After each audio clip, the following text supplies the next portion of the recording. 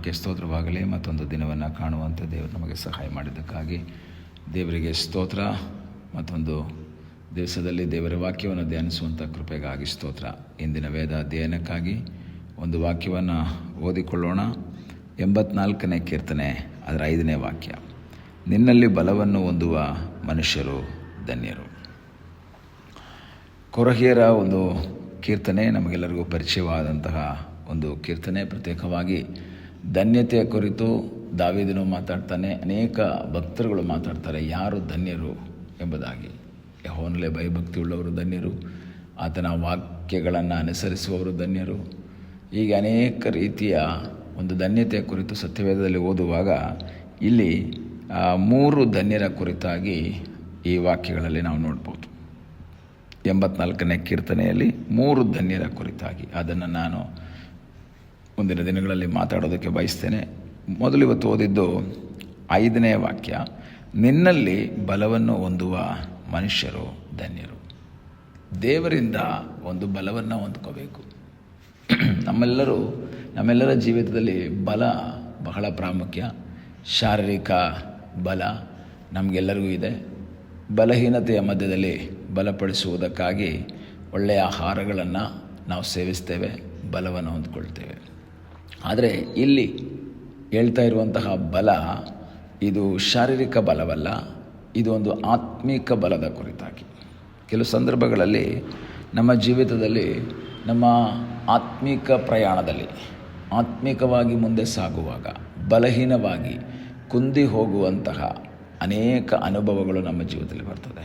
ಕುಂದಿ ಹೋಗುವಂಥ ಅನುಭವಗಳು, ಕುಂದಿದಂತಹ ಅನುಭವಗಳು ಜೀವಿತದಲ್ಲಿ ಬರುವಾಗ ದೇವರ ವಾಕ್ಯ ಹೇಳ್ತದೆ, ನಾವು ದೇವರಿಂದ ಬಲವನ್ನು ಹೊಂದ್ಕೊಳ್ಬೇಕು.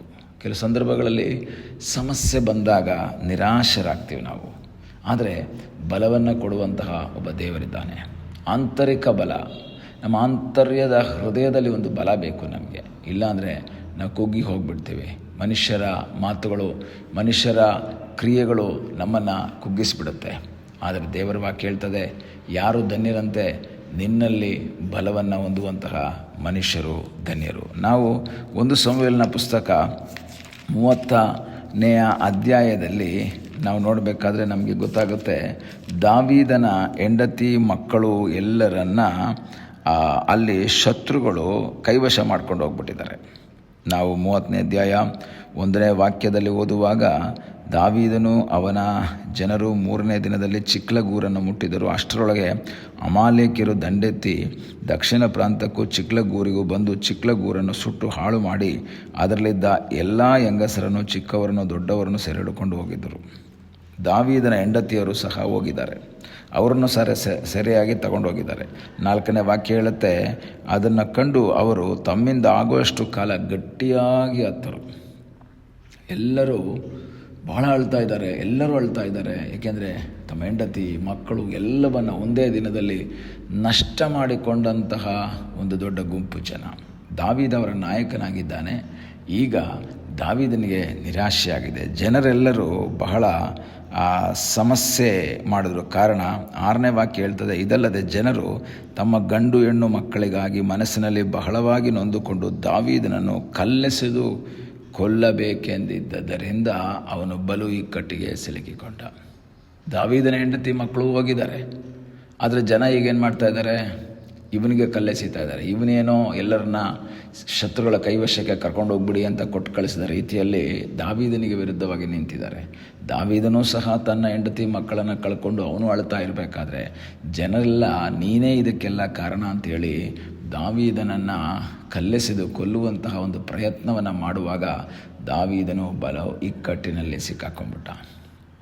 ಏನು ಮಾಡಬೇಕು ಅಂತ ಗೊತ್ತಿಲ್ಲ. ಒಂದು ಕಡೆಯಲ್ಲಿ ಹೆಂಡತಿ ಮಕ್ಕಳನ್ನು ಕಳೆದುಕೊಂಡಂಥ ದುಃಖ, ಮತ್ತೊಂದು ಕಡೆಯಲ್ಲಿ ತನ್ನ ಪ್ರೀತಿ ಪಾತ್ರರು, ತನ್ನ ಸ್ನೇಹಿತರು ಕಲ್ಲನ್ನು ತೆಗೆದುಕೊಂಡು ತನ್ನನ್ನು ಕೊಲ್ಲಬೇಕೆಂದು ಪ್ಲ್ಯಾನ್ ಮಾಡಿದ್ದಾರೆ. 2 ರೀತಿಯಲ್ಲಿ ಅವನಿಗೆ ಒಂದು ಆದರಣೆ ಇಲ್ಲದಂತಹ ಒಂದು ವೇದನೆಯ ಅನುಭವದಲ್ಲಿ ಅವನು ಸಿಕ್ಕಾಕೊಂಡ್ಬಿಟ್ಟ. ಈಗ ಸ್ನೇಹಿತರೂ ಇಲ್ಲ, ಹೆಂಡತಿ ಮಕ್ಕಳು ಇಲ್ಲ, ಯಾರೂ ಇಲ್ಲ.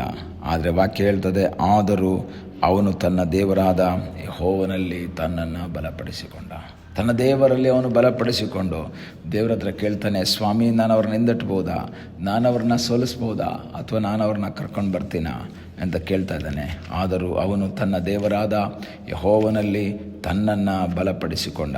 ಈ ಬೆಳಗ್ಗೆ ದೇವರ ವಾಕ್ಯವನ್ನು ಧ್ಯಾನಿಸುವ, ಕೇಳುವ ಪ್ರಿಯ ದೇವರ ಮಕ್ಕಳೇ, ನಮ್ಮ ಜೀವಿತದಲ್ಲೂ ಸಹ ನಮ್ಮ ಸಂಗಡ ಇದ್ದು ನಮ್ಮನ್ನು ಬಲಪಡಿಸುವಂತಹ ವ್ಯಕ್ತಿಗಳು ಅನೇಕರಿರ್ಬೋದು. ಆದರೆ ಕೆಲವು ಸಂದರ್ಭದಲ್ಲಿ ನಮ್ಮನ್ನು ಬಲಪಡಿಸಬೇಕಾದವರೇ ನಮ್ಮಿಂದ ದೂರ ಆದಾಗ, ನಮ್ಮನ್ನು ಬಲಹೀನಗೊಳಿಸುವಾಗ, ನಮ್ಮನ್ನು ಕುಂದಿಸುವಾಗ ದೇವರ ವಾಕ್ಯ ಹೇಳ್ತದೆ, ದಾವೀದನು ತನ್ನ ದೇವರಾದ ಯೆಹೋವನಲ್ಲಿ ಬಲಪಡಿಸಿಕೊಂಡ ಹಾಗೆ ನಾನು ನೀವು ದೇವರ ಸನ್ನಿಧಾನದಲ್ಲಿ ಸಮರ್ಪಿಸಿಕೊಂಡು ನಮ್ಮನ್ನು ಬಲಪಡಿಸಿಕೊಳ್ಳುವಂತಹ ಒಂದು ಅನುಭವಕ್ಕಾಗಿ ದೇವರ ಸಲ್ಲಿ ಪ್ರಾರ್ಥನೆ ಮಾಡಬೇಕು. ದೇವರೇ, ನನ್ನನ್ನು ಬಲಪಡಿಸುವ ಆತನು ನೀನು ಸ್ವಾಮಿ. ಪೌಲ ಹೇಳ್ತಾನೆ, ನನ್ನನ್ನು ಬಲಪಡಿಸುವ ಆತನಲ್ಲಿದ್ದುಕೊಂಡು ನಾನು ಎಲ್ಲಕ್ಕೂ ಶಕ್ತನಾಗಿದ್ದೇನೆ. ಇದು ಸಹ ಬಲಪಡಿಸುವಂತಹ ಒಬ್ಬ ದೇವರು, ಬಲಹೀನಗೊಳಿಸುವಂತಹ ದೇವರಲ್ಲ. ಬಲಪಡಿಸುವಂತಹ ಒಬ್ಬ ದೇವರು ನಮಗಾಗಿ ಜೀವಿಸ್ತಾ ಇದ್ದಾನೆ. ಆ ದೇವರಲ್ಲಿ ಆಶ್ರಯಿಸಿ ಮುಂದೆ ಹೋಗೋಣ.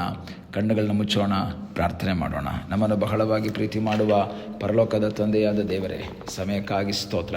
ಈ ಸಮಯದಲ್ಲಿ ನಮ್ಮನ್ನೇ ನಿನ್ನ ಪಾದಗಳಿಗೆ ಒಪ್ಪಿಸಿಕೊಡ್ತೇವೆ. ಕರ್ತನೆ, ನಮ್ಮನ್ನು ಬಲಪಡಿಸುವಂಥ ದೇವರು ನೀನಾಗಿರುವುದಕ್ಕಾಗಿ ಸ್ತೋತ್ರ.